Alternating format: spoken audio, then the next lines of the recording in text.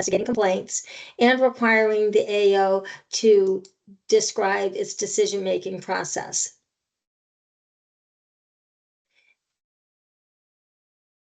Additionally, additional provisions include requiring the AO to furnish information about its ability to conduct timely reviews of supplier and provider accreditation applications, proposing modifications to exercise greater oversight related to the development and implementation and review of a corrective action plan, requiring greater explanation of how an AO defines the term deficiency and whether the AO has different levels of supplier deficiencies, and outlining the AO application process for reapproval for the DMEPOS accreditation process.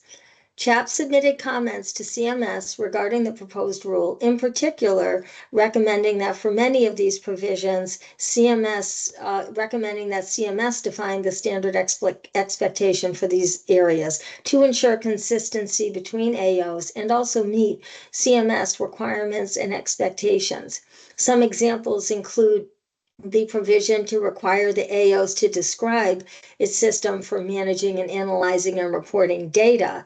As an AO, all AOs are required to currently submit data to CMS on a monthly basis. So it's recommended that CMS further define those requirements and that process. Another example would be the requirement or the provision for the AO to define the term deficiency and different levels of provider and supplier deficiencies. That the definition of for example, condition level and standard level deficiency is already specified in other CMS service lines. So for example, home health in Appendix B and hospice in Appendix M does, clearly does define what the difference between a condition and a standard level deficiency. So in the final rule, it is hoped that CMS will provide some additional definition in order to be able to provide clarity and consistency. Comments were required, as Jennifer said, by September 2nd. Although there isn't a final rule date, with CMS's focus on DMEPOS and the fact that these provisions are embedded in the home health proposed rule, it's anticipated that this rule, or at least portions of this rule, will be finalized in the near future. For home health, typically the final rule is published right around Halloween, end of October, beginning of November.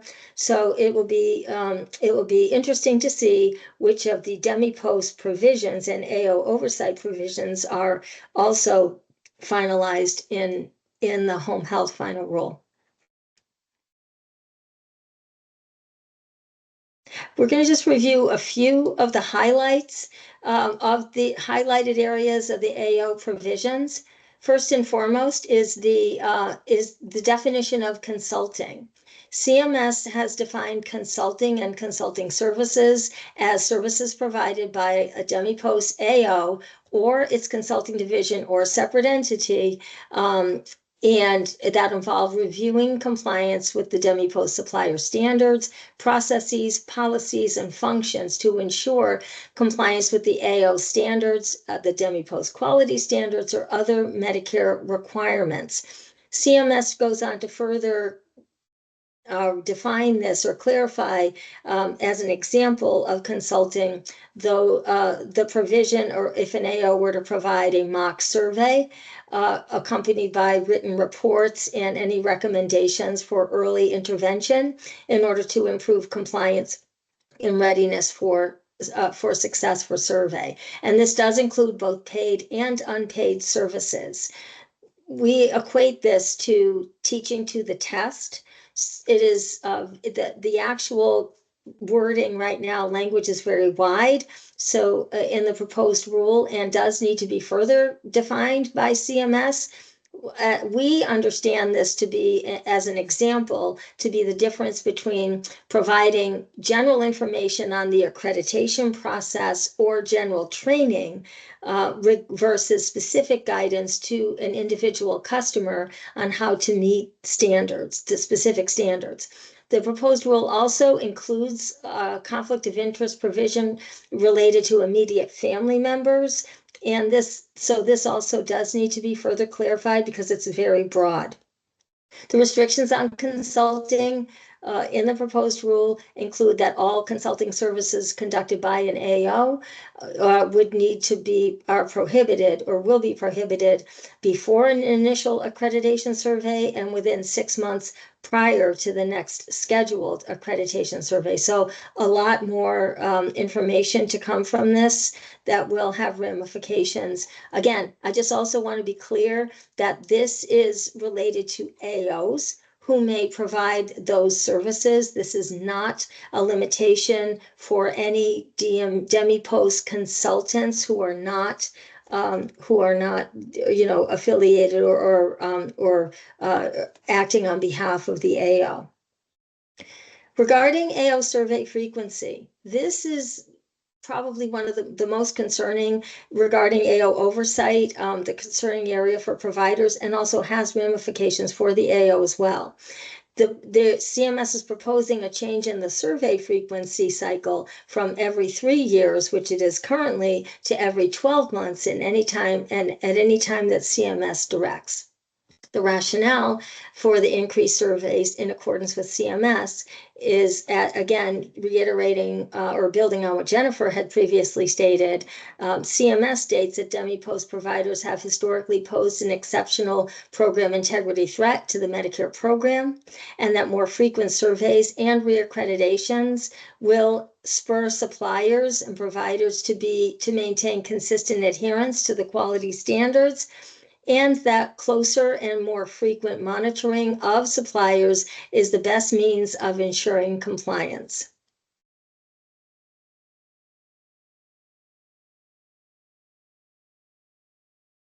The largest concern, again, related to increasing survey frequency is the cost and operational burden to DMEPOS providers, especially very large national and regional providers, even with sampling, which is also still in need of further refinement or definition by CMS.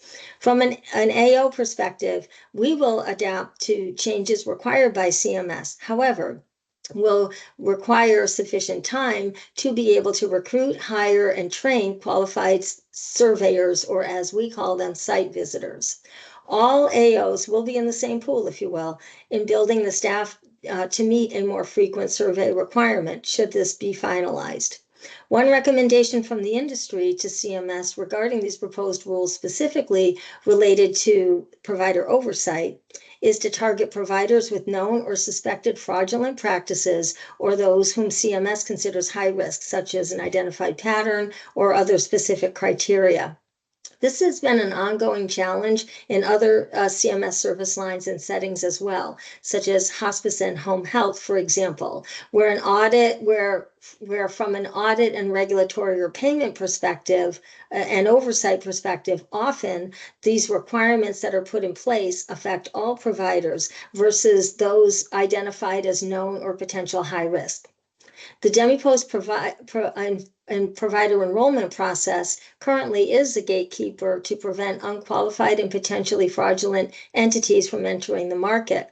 So one consideration that also has been posed as a recommendation is to consider CMS to consider what is similar to the 36-month rule in place for other CMS settings, which essentially requires or prohibits a change in ownership within 36 months between the time of initial certification and the change of ownership, or between changes in ownership, in order to eliminate or significantly reduce the chances of churn, if you will, in the industry, which at times is indicative, at least in other settings, of potential fraudulent behavior.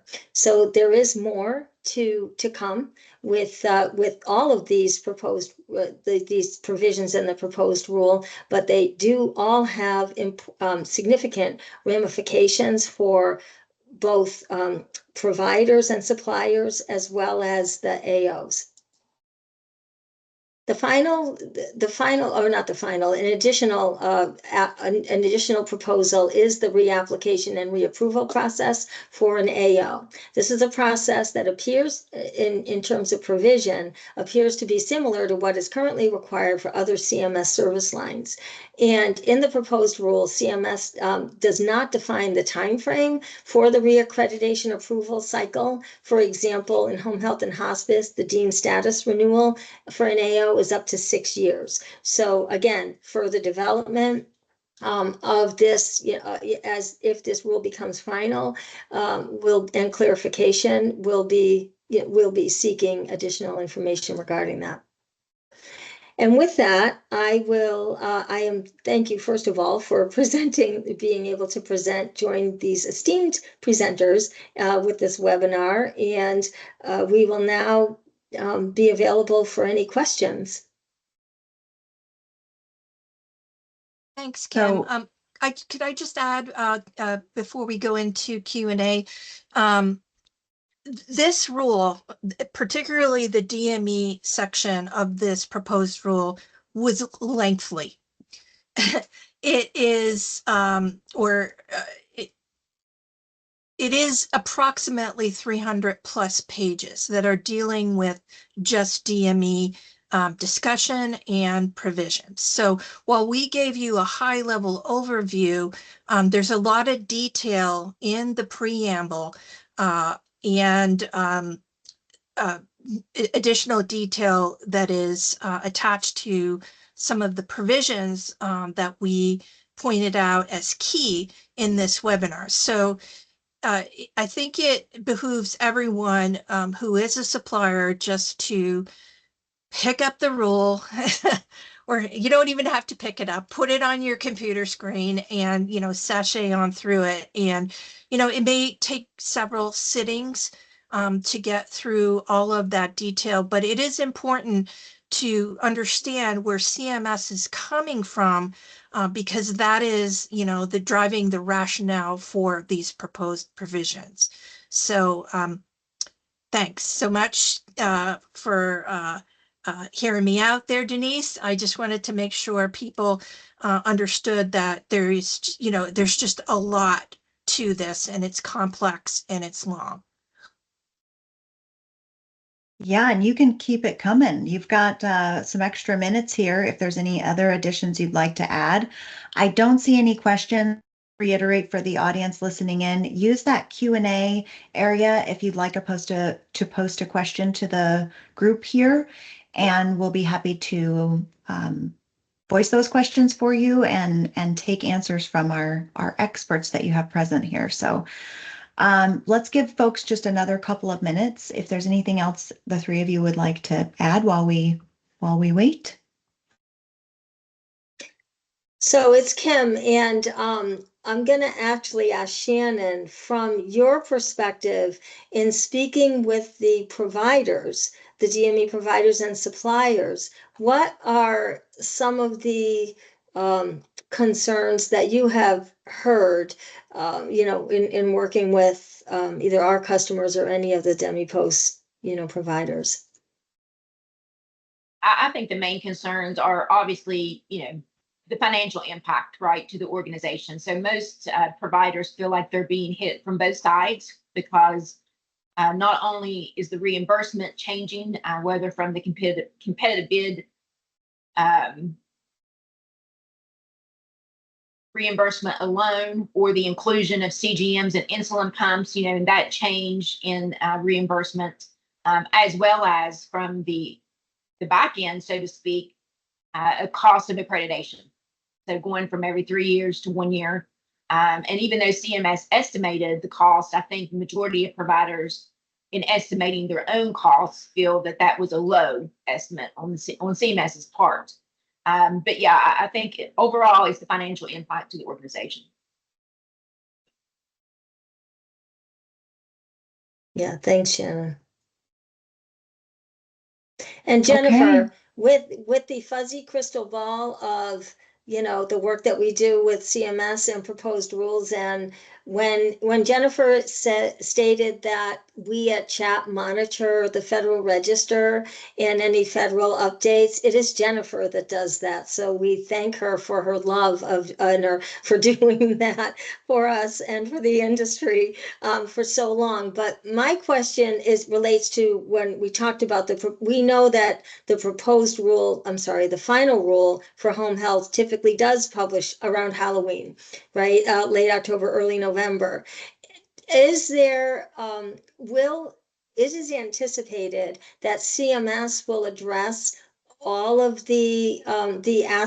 all of the provisions in the proposed rule related to DME, or in other words, address them and finalize them in some context? Or is there is it, with any proposed rule, is there a potential for any of the provisions to, not be addressed or be moved, to be sort of, not addressed in the final rule for further consideration? Yeah, that's a great question, Kim. So, yes and yes. So CMS is required to read and respond to comments received, and they can consolidate them and, make topics out of the comments in any way that they see fit. In terms of finalizing, they have the option to finalize, meaning they can finalize as written, they can finalize with tweaks, meaning that they have read the comments and agree with something and will tweak the finalization, or they can defer if they feel like they need to collect some more data, or the comments are in a place where there's confusion or recommendations to push back. CMS has done that in the past. So it's anybody's guess what will happen when this final rule does post. So what will happen for you listening and for our CHAP customers is that we will review the rule and we will post a summary of the final rule once it is available.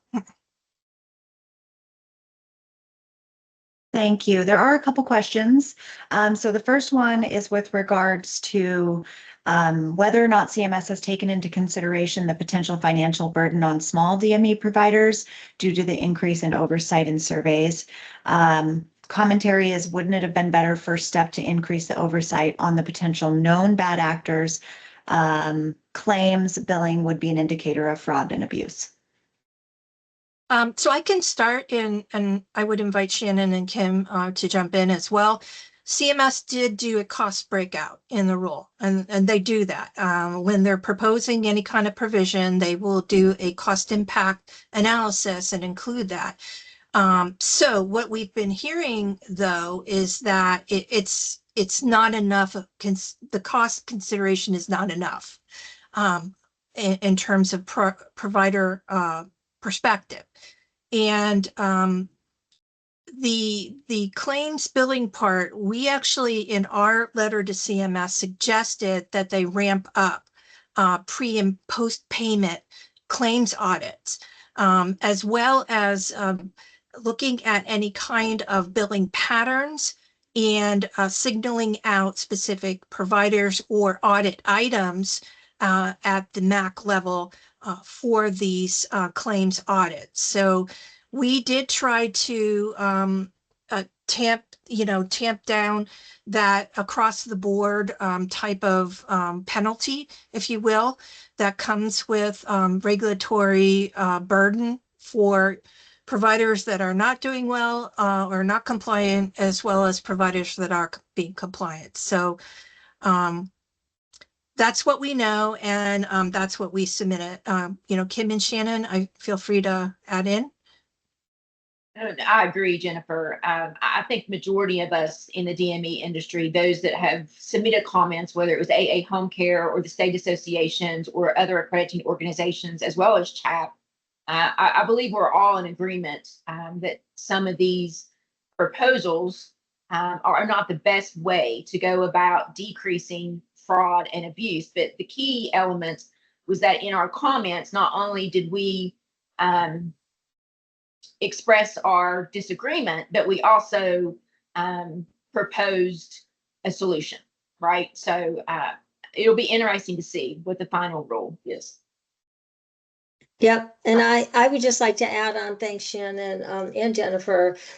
The other thing I was thinking actually during this presentation, as Jennifer was describing the plan for the the percentage for the oversight and the MAC review, and if you have exhibit 90% compliance or greater, then you're not subject to the pre-authorization requirement. It's almost, for a period of time, it's almost as though CMS, it would be good, if you will, for a CMS to connect the dots, if you will, to the MAC oversight, processes that they're putting into place, as well as targeted, target focus, to be able to those targeted identified risks and providers at risk, to be able to then, be able to reduce the overall burden, if you will, to all providers, and focus on those who are high risk or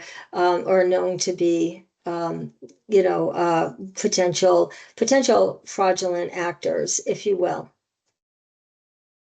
And I think you two just really addressed this, but there was just a question about whether or not CHAP was in support of the change to the annual accreditation cycle. If you want to just summarize what you said previously. And then we also have a question with regards to where DME providers can post their comments to the proposed new rules. So we submitted a letter, and we actually talked about aligning oversight with other entities under the Medicare umbrella, which means every 3 years for an example, home health and hospices, and focusing on more of the billing part of the processes. And also, as I mentioned before, is looking at the data patterns to determine if a provider needed a more frequent survey. So I guess in summary is that we're supporting keeping it at 3 years, and allowing or suggesting CMS put some other processes into place based on data and possible billing fraud to make those determinations for increased survey of a particular provider. I hope that makes sense. Yeah, and I would just add, Jennifer, when we were discussing the AO recruitment and training needs, that was to make sure that that information was in the proposed rule. In order to submit comments, you want to make sure that your comments are entered and or available. And just to put on notice that the requirement for in the time frame for any AO to be able to recruit, hire, and onboard and train qualified surveyors. So that was a notice in terms of, again, the time frame and the requirements from the AO side. But Jennifer did frame very nicely what our recommendation was, or our comment was, in the proposed rule. I hope that helps. And just to point out the comment period, and Jennifer, correct me here if I'm wrong, I believe the last date was August 29th, right? So the comment period is over. Well, it actually, the actual correction to the final rule stated the 2nd of September, but we're past that as well. So, Marlene, sorry, the comment period is shut right now. You can always send your thoughts to CMS via any of their mailboxes if you choose to. So you can look on your DMEPOS CMS page and look there to see where you can find a mailbox address to send thoughts. Also, another thought would be is, we have these open door forum meetings that occur roughly quarterly. You also can send questions into that mailbox as well. Okay, well, I think those questions were really helpful on providing a little bit more clarification to a few points. I really appreciate those from our audience and appreciate the three of you for bringing this material to everyone and putting it together so nicely. Always great to have some internal expertise highlighting some of these changes that are coming down, or likely to come down. So just want to thank the three of you for taking the time for that, and to our audience for joining us today. Just to reiterate, if you go to the Q&A, you can access the link to the slides, and then you will also receive an automatic email once we close this session today and post the recording if you'd like to review it later. And with that, we'll say goodbye. Thanks for all you do. Thank you. Thanks, Thank you. everyone. Thank you.